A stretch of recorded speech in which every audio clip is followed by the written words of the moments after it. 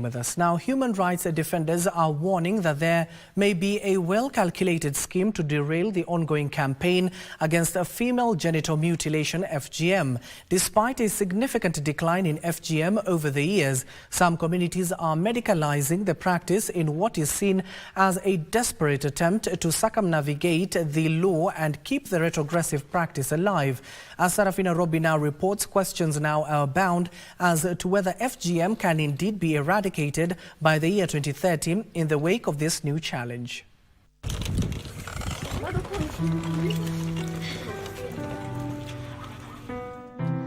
This is Okon Abdi Gohad, a mother of four who hails from Garissa County in the northern part of Kenya. Behind her singing are sad reflections of undergoing FGM at a tender age of 3 years old. I have undergone FGM while I was very young, at tender age of 3 years, and I'm also a polio survivor. I got the disability because of polio.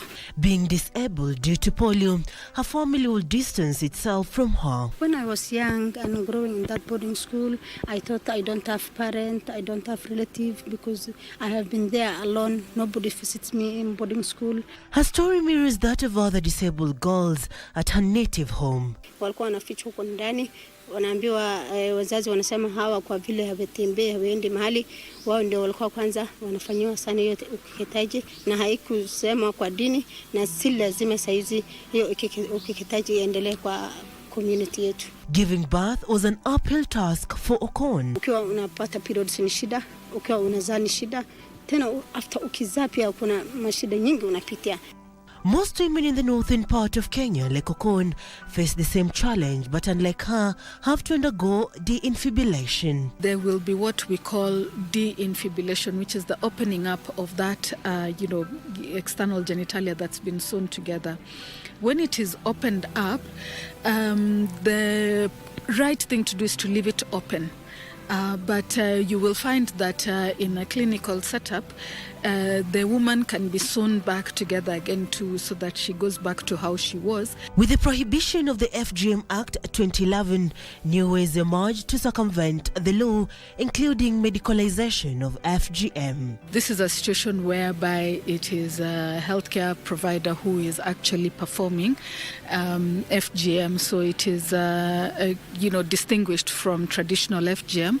The Anti-FGM Board confirms the increasing prevalence of medicalized FGM. There are reported cases of medicalized FGM in counties such as Nyamira, Kisii, Narok, including also Zaveta among the other counties. This is illegal in the country and punishable by law. The sentence is 3 years imprisonment or a fine of 200,000.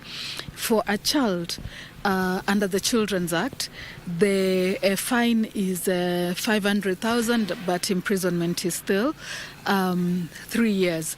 It can be higher, but it cannot be lower. So it's what we call mandatory minimum sentences that are provided for under the Act. This puts on the spot the existing gaps in the fight against FGM. But we don't actually have the definition within the Act.